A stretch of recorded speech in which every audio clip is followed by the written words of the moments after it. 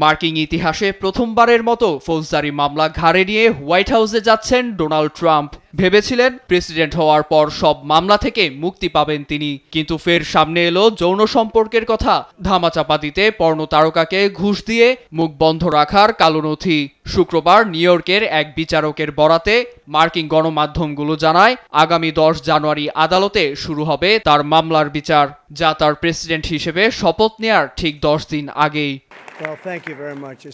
তবে শুনানির রায় নির্বাচিত প্রেসিডেন্টের পক্ষে যাবে বলেই শুক্রবার ইঙ্গিত দিয়েছেন বিচারক হুয়ান মার্চেন। বলেন, বর্তমানে প্রেসিডেন্ট নির্বাচিত হওয়ায় কারাগারে পাঠানো যাবে না তাকে, বরং জরিমানা বা কঠিন কোনো শর্ত ছাড়াই শর্তহীন মুক্তির দণ্ডাদেশ দেয়া হবে। এ সময় সশরীর বা ভার্চুয়ালি উপস্থিত থাকতে হবে তাকে। অন্যদিকে বিচারকের এমন মন্তব্যের পর চলচেরা বিশ্লেষণে বসেছেন অনেকে। তাদের মতে, পর্ণ তারকার মুখ বন্ধ রাখার জন্য ট্রাম্প যে ঘুষ দিয়েছিলেন তা প্রমাণিত হয়েছে। এতে নিঃসন্দেহে তিনি একজন অপরাধী। পর্ণ তারকা স্টর্মি ড্যানিয়েলসকে $1,30,000 মার্কিন ঘুষ দেওয়ার কথা বারবার অস্বীকার করেছেন 78 বছর বয়সী ট্রাম্প।